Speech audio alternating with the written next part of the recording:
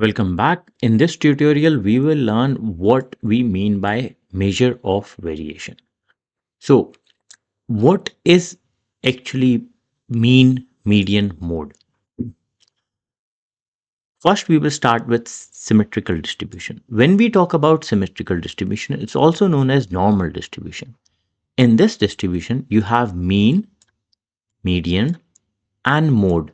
They all lie at the center. And when we talk about negative skew, the tail will be on the left side. Your mean will be on this point, your medium will come on this point, and your mode will be in the center. If we flip this and come to positive skew, the mode will be still in the center, but then your median will come in the middle, and then your mean will come on towards the tail side, and your tail will be on the right side. Whereas in negative skew, the tail will be on the left side. Now let's understand it with the definition. A measure of variability in a summary statistics that represent the amount of dispersion in a data set. While a measure of central tendency describe the typical value, measures of variability define how far away the data point intend to fall from the center. Later on, we will discuss variance, standard deviation, range, and coefficient of variation, which will explain this measure of variation in detail. What is the definition of variance? Defined as measure the dispersion of a data set points around their mean. And what is the difference between standard deviation and variance? Standard deviation defined as a number of representation, how far from the average each score is. It is the most common measure of variability for a single data set. Range is defined as a single number representing the spread of the data. The formula for range is this: R equals to xn minus x1. So for example, your xn is 10 and your xn is 2 and you will get 8. Okay. Now variance. The formula for variance is summation I equals to 1 to n xi minus mu square divided by n whole root. You can see the difference between variance and standard deviation. There is only the difference of the root. What we have done, we have taken square on both sides. The square came on this side, you can see that, and the root is gone. That's how you have done it. So you have one for the sample and the other one is for the population. Okay, so this one is for the population and the other one is for the sample, this one.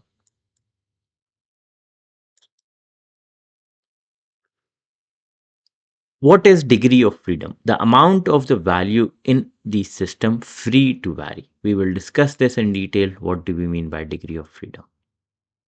Now let's discuss coefficient of variation, CV. Coefficient of variation, CV, measures data point dispersion around the mean, representing the standard deviation to the mean makes CV a valuable resource in comparing variation from one data series to another. The formula for sample is CV equals to S over X into 100%, whereas for population, coefficient of variation equals to standard deviation divided by mu into 100.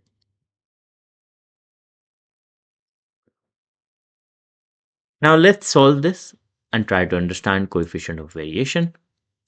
So for example, this is your data set. So we have the data set provided. So what we have done, for example, number of guavas, we go n equals to 7. If we take the mean, so 30, that's your sum. So this is 30 over here, divided by 7. So this is data set 1 and this is data set 2. Divide by 7, you go mean 4.29.